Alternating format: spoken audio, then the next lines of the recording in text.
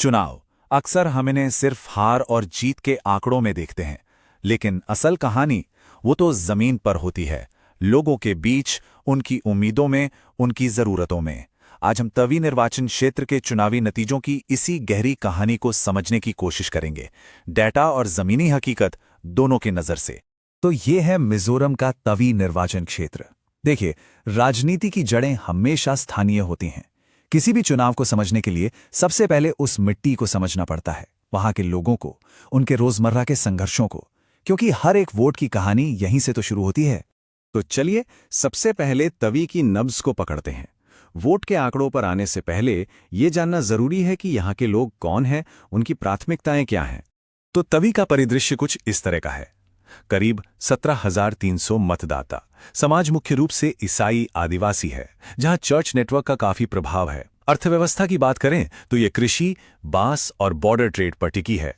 लेकिन जो सबसे बड़ी चुनौती है वो है युवाओं में बेरोजगारी, और साथ ही पहाड़ी इलाका होने की वजह से सड़क और पानी जैसी बुनियादी सुविधाओं की कमी भी एक बड़ा मुद्दा है। अब आते हैं इस विश्लेषण के केंद्र में 2023 के चुनाव परिणाम। देखते हैं कि तवी के लोगों ने अपना फैसला आंकड़ों में कैसे सुनाया। 85.17%। ये कोई छोटा मोटा नंबर नहीं है। ये दिखाता है कि यहाँ के मतदाता अपने भविष्य को लेकर कितने सजग हैं, कितने जुड़े हुए हैं। जब इतने लोग वोट देने निकलते हैं तो इसका मतलब है कि हर एक वोट और हर एक मुद्दा बहुत ज्यादा मायने रखता है। और ये रहे नतीजे। इस चार्ट में एक कहानी बिल्कुल साफ है। ZPM यानी जोरम पीपल्स मूवमेंट को मिले 47.45% वोट। वहीं सत्ता में रही MNF यानी मिजो नेशनल फ्रंट को 36.91% पर संतोष करना पड़ा। INC का वोट शेयर रहा 15.20%। ये एक बहुत ही साफ एक तरफा जीत थी। जीत का अंतर था 1,552 वोटों का। प्रतिशत में देखें तो करीब 10.5%।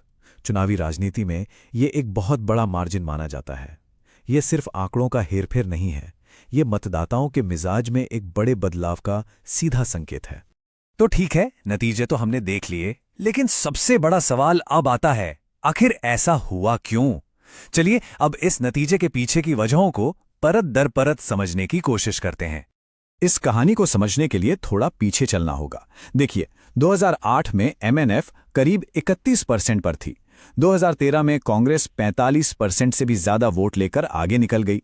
2018 में MNF ने वापसी की, लेकिन सिर्फ 37% वोटों के साथ। और फिर आया 2023। कांग्रेस का वोट शेयर 45% से गिरकर सिर्फ 15% पर आ गया। ये जो खाली जगह बनी उसे ZPM ने बहुत कामयाबी से भर दिया और 47% से ज्यादा वोट हासिल कर लिए। तो निचोड़ क्या निकला? 3 बड़ी बातें। पहली, कांग्रेस का लगभग सफाया हो जाना। दूसरी, ZPM का एक मुख्य ताकत के रूप में उभरना। और तीसरी, लगातार ऊंचा बना हुआ मतदान।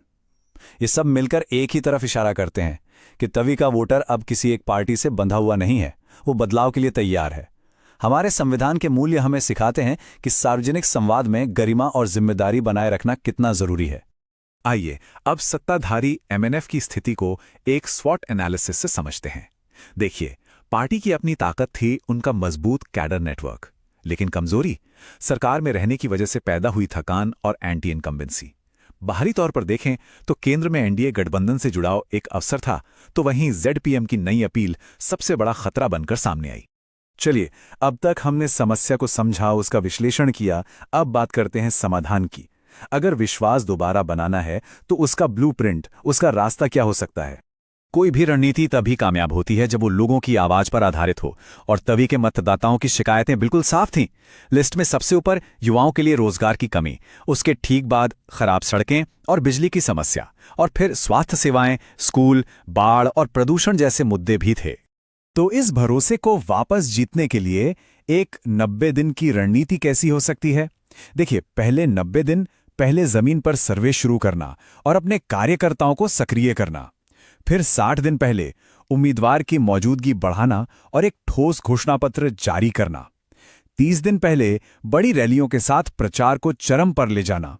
और आखिरी 15 दिनों में उन वोटरों पर ध्यान देना जो अभी भी तय नहीं कर पाए हैं। और अंत में चुनाव के दिन यह सुनिश्चित करना कि आपके समर्थक वोट डालने जरूर निकलें। इस पूरी योजना का, इस पूरी रणनीति का सार सिर्फ एक लाइन में है: उम्मीदवार की छवि को बदलना, उन्हें एक ऐसे जमीनी नेता के तौर पर पेश करना जो सिर्फ बातें नहीं करता बल्कि तवी की सबसे बड़ी समस्याओं यानी नौकरी और इंफ्रास्ट्रक्चर को हल करने के लिए काम करता है। अब बात करते हैं चुनाव जीतने से भी आगे की, शासन के रास्ते की। क्योंकि राजनीति सिर्फ चुनाव जीतने का नाम नहीं है, ये एक बड़ी जिम्मेदारी है और इस जिम्मेदारी का एक अहम हिस्सा लोगों की निजता और सहमति का सम्मान करना है, जैसा कि भारत के डीपीडीपी ढांचे में बताया गया है। और तभी की कहानी से हमें यही सबसे बड़ा सबक मिलता है। राजनीतिक सफलता का टिकाऊ रास्ता सिर्फ और सिर्फ सुशासन से होकर गुजरता है। ऐसा शासन जो चुनाव के दौरान नहीं बल्कि हर दिन लोगों की जरूरतों को पूरा करने के लिए प्रतिबद्ध हो। तो आखिर में एक सवाल सोचना जरूरी है, विश्वास कमाया कैसे जाता है, और अगर वो एक बार खो जाए तो उसे दोबारा कैसे बनाया जाता है। ये सवाल सिर्फ तभी के लिए नहीं बल्कि हर उस व्यक्ति के लिए है जो नेतृत्व और जिम्मेदारी की बात करता है। अगर आप एक जन केंद्रित नेता बनना चाहते हैं और अपने निर्वाचन क्षेत्र का उत्थान करना चाहते हैं तो blueprintstrategies.ai से manjeer@blueprintstrategies.ai पर संपर्क करें या 08040204160 पर कॉल करें। उद्देश्य राजनीति से परे।